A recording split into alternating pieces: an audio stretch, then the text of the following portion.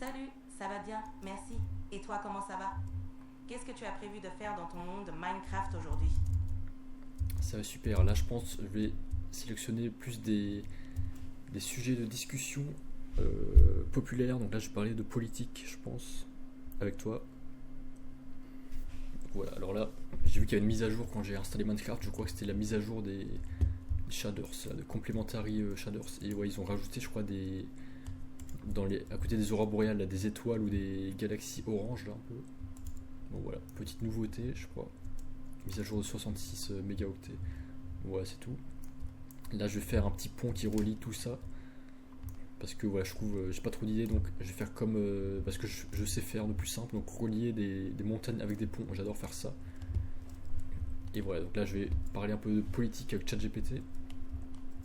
Alors, vas-y, chat, parle-moi, je sais pas, de la politique du Kazakhstan. Vas-y.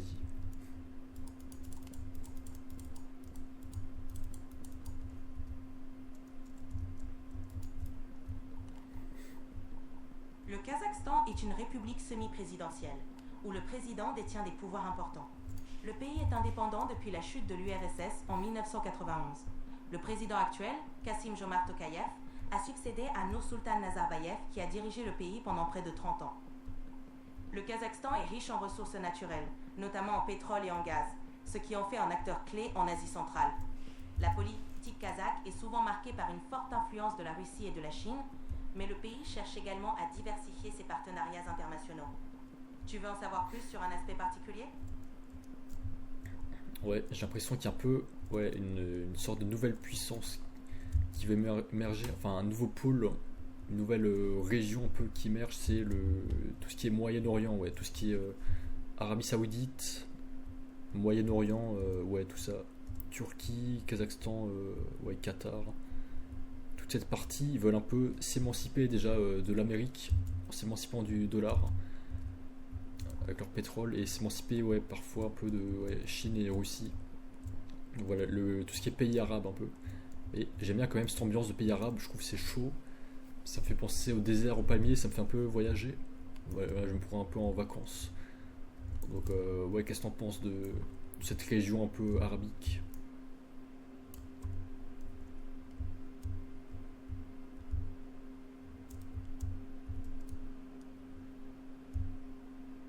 Cette région est en effet fascinante et stratégique. Elle est en pleine transformation avec une volonté d'affirmer son indépendance économique et politique, notamment en diversifiant leurs alliances. Les pays du Golfe, comme l'Arabie saoudite et le Qatar, investissent beaucoup dans la diversification économique, avec des projets ambitieux comme NEOM. Il y a aussi un regain d'intérêt pour leur culture et leur histoire riche, ce qui ajoute une dimension touristique importante. C'est une région qui combine tradition et modernité et qui a un potentiel énorme pour l'avenir. C'est inspirant, n'est-ce pas? Ouais, c'est vrai que ça m'inspire pas mal en ce moment là. Ouais, surtout l'Arabie Saoudite avec Neom, The Line et tout. Et bon, tu sais que là ils ont arrêté. Enfin, The Line de base ça devait faire 170 km la ville, mais là ils ont diminué à genre, je sais plus combien, 1,4 km, je crois. 1 ou 2 km. Ouais, parce qu'ils avaient vraiment surestimé le projet. Là, Mohamed Ben Salman, mais ouais, ils ont vraiment revu leurs ambitions à la baisse. Mais voilà, ils ont quand même plusieurs nouveaux projets pas mal, genre. Ouais, genre je sais plus comment ça s'appelle, mais leur projet sur l'île, un peu l'île de luxe, avec des hôtels de luxe, restaurants de luxe et tout. Et ouais, tout ce qui est aussi ouais, Trojena, c'est la cité qui va être dans la montagne, qui va être pour les Jeux asiatiques d'hiver 2029. Et ils ont quoi d'autre aussi ouais, Octagone, là, la ville industrielle à moitié sur l'eau. Là. Donc ouais, ça me donne envie de visiter l'endroit parce que là j'ai vu plein d'influenceurs récemment faire des stories en Arabie Saoudite, genre ouais, mettre Gims et tout. Ouais, ça me donne envie d'y aller.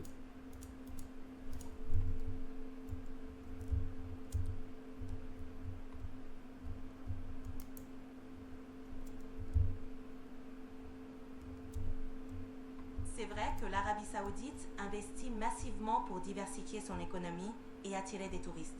Ces projets futuristes comme NEOM ou The Line font beaucoup parler. Ça pourrait être intéressant de voir comment ces projets évoluent et comment ils vont transformer la région. Tu envisagerais d'y voyager un jour? Ouais, même plus, ouais, pourquoi pas faire des projets là-bas. C'est vrai qu'ils investissent genre des milliards aussi, ouais, dans plein de trucs, dans le monde du cinéma, dans le jeu vidéo et tout. Ouais, vas-y, est-ce que tu peux me parler de Mohamed Ben Salman, là, le chef de l'Arabie Saoudite? C'est le prince, enfin c'est le, ouais, je crois que c'était le fils préféré de son père. Et ouais, j'ai pas trop compris son histoire. Je crois qu'il est marié avec sa cousine ou un truc comme ça. C'est un truc bizarre, hein. Tu peux m'en dire plus sur ça?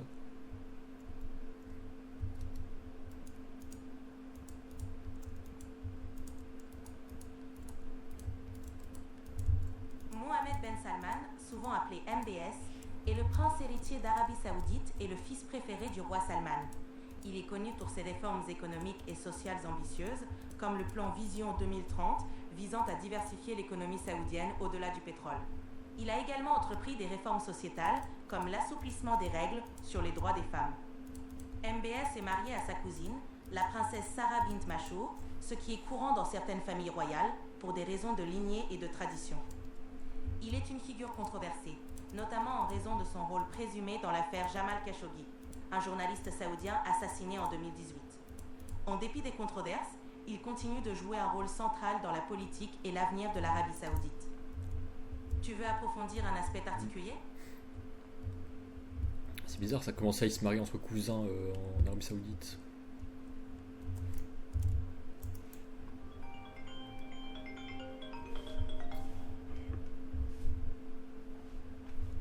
C'est une pratique qui peut sembler étrange dans certaines cultures, mais elle est assez courante dans certaines familles royales et aristocratiques, notamment pour préserver la lignée et les alliances familiales. Cela peut paraître surprenant, mais c'est une tradition qui existe dans plusieurs régions du monde.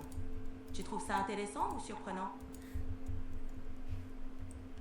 Euh,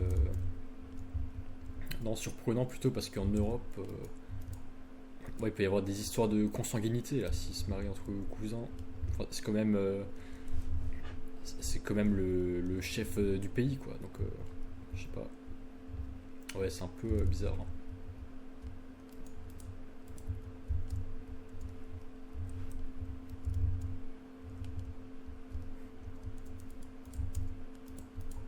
Oui, c'est compréhensible. En Europe, les mariages entre cousins ont été historiquement plus courants dans certaines familles royales, mais aujourd'hui, c'est beaucoup moins fréquent et souvent mal perçu en raison des risques de consanguinité. Chaque culture a ses propres traditions et normes, et parfois ces différences peuvent sembler surprenantes. C'est intéressant de voir comment les traditions varient d'une région à l'autre. Bah ouais, c'est vrai. Et du coup, alors, est-ce que tu peux me dire qu'est-ce qu'on est censé faire en Europe ou en France?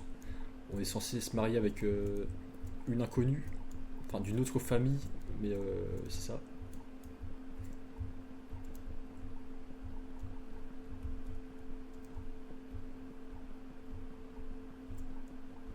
En Europe, et particulièrement en France, il est courant de se marier avec quelqu'un en dehors de sa famille proche.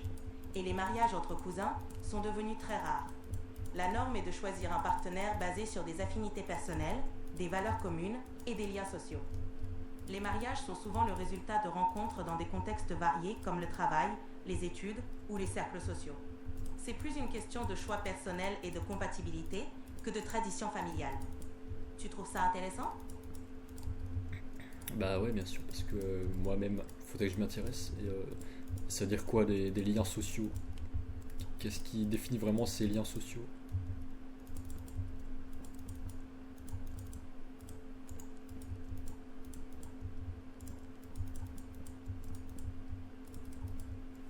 Les liens sociaux se réfèrent aux relations et aux connexions que tu établis avec les autres à travers différentes sphères de ta vie, comme le travail, les études, les activités sociales ou les loisirs.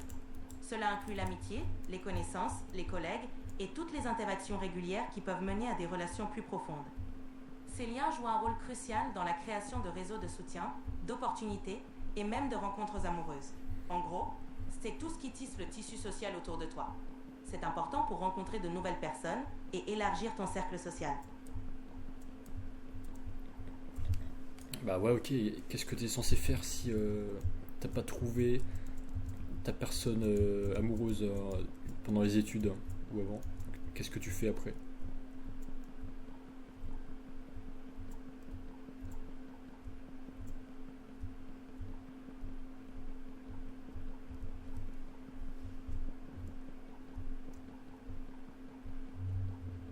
Si tu n'as pas trouvé de partenaire pendant tes études, ce n'est pas un problème. Il existe de nombreuses façons de rencontrer quelqu'un. Tu peux participer à des activités sociales, rejoindre des clubs ou des associations, ou encore utiliser des applications de rencontres. L'important est de rester ouvert aux nouvelles rencontres et de suivre ton propre rythme. Tu peux aussi te concentrer sur tes passions et intérêts, ce qui peut naturellement te connecter à des personnes partageant les mêmes centres d'intérêt. Tu en penses quoi? Non merci. Les applications de rencontres, non merci. Je pense que ouais, je vais plus privilégier la rencontre au direct, au face à face. Genre ouais, non, appli rencontre j'ai déjà essayé. T'envoies juste des messages et t'as pas de réponse, il se passe rien du tout. Donc non, je pense que le mieux c'est ouais, déjà fréquenter en personne la personne. Genre ouais, soit via amis, collègues ou famille, enfin amis de famille. Et voilà, mais avant tout le plus important je trouve c'est de faire l'argent et monter son business. Parce que quand t'es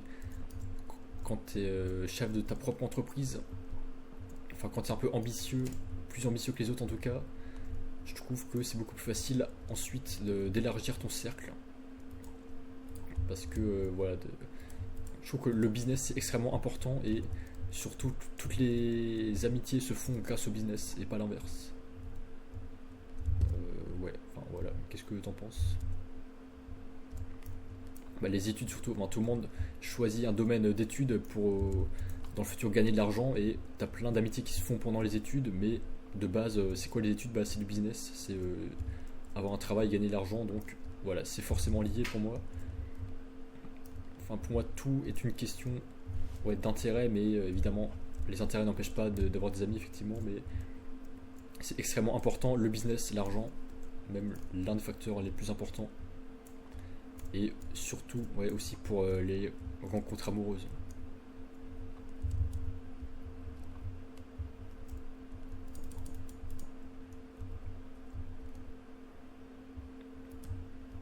Je comprends ton point de vue. Le business et l'argent jouent un rôle central dans la vie. Et ils peuvent effectivement ouvrir de nombreuses portes, y compris en termes de relations sociales et amoureuses. Être ambitieux et développer son propre projet peut non seulement apporter une certaine stabilité financière, mais aussi attirer des personnes partageant les mêmes valeurs et objectifs. C'est une manière de créer des liens basés sur des intérêts communs et de bâtir des relations solides. Si c'est ton chemin, c'est tout à fait valable. Tu es motivé à développer ton entreprise pour cette raison aussi, n'est-ce pas? Bien sûr, pour avoir tout à la fois, pour avoir le business, les amis et fonder la famille, donc ça veut dire ouais, d'abord trouver la copine, mais effectivement je trouve faut pas faire les choses dans le mauvais ordre, faut d'abord faire le business et s'occuper de soi, et ensuite une fois que tu es prêt, là à ce moment tu cherches la personne. Alors évidemment si tu as trouvé avant t'as la chance, mais voilà, voilà, de toute manière il faudrait finir par faire le business de toute façon. Et voilà, parce que c'est important aussi de s'épanouir au niveau professionnel et de s'épanouir en général, voilà, sentir que tu profites à la société, que tu fais vivre des gens,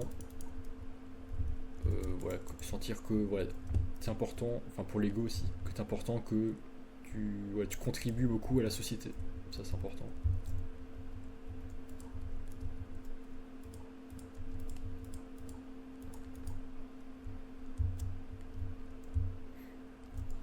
C'est une perspective solide.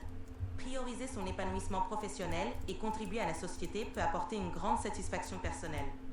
Se sentir utile et accomplir des choses importantes peut renforcer la confiance en soi et la satisfaction globale. Et c'est vrai que cela peut aussi attirer des personnes partageant des valeurs similaires, que ce soit en amitié ou en amour. C'est un bel équilibre à viser. Tu sembles avoir une vision claire de ce que tu veux, c'est inspirant. Ah, merci, ça me fait du bien d'entendre que oui, ça peut être bien pour ouais, trouver ce qu'il faut en amour aussi. C'est vrai que j'aime bien cette vision de ne rien sacrifier, mais tout avoir en même temps, donc il y a forcément ouais, une forme d'action qui te permet de progresser dans tous les domaines en même temps. Ça me plaît.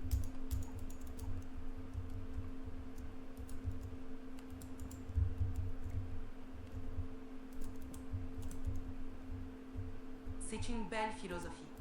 Chercher un équilibre et avancer dans tous les aspects de ta vie en même temps est un objectif ambitieux mais gratifiant. En prenant soin de toi, de tes projets professionnels et de tes relations, tu crées une vie riche et équilibrée. C'est inspirant de voir quelqu'un viser l'épanouissement dans tous les domaines. Tu es sur la bonne voie. Merci. Ça fait plaisir de savoir que j'inspire une IA. Bon, merci à tous et c'est tout pour cette vidéo qui fait un peu plus de 15 minutes je pense. Et voilà, c'est tout, on se retrouve à très vite pour du Minecraft ou des vlogs. Salut, à plus dans le bus.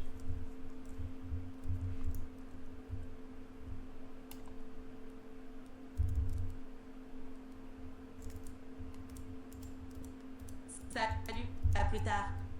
Merci pour cette discussion et bon courage pour la suite. Merci. À bientôt.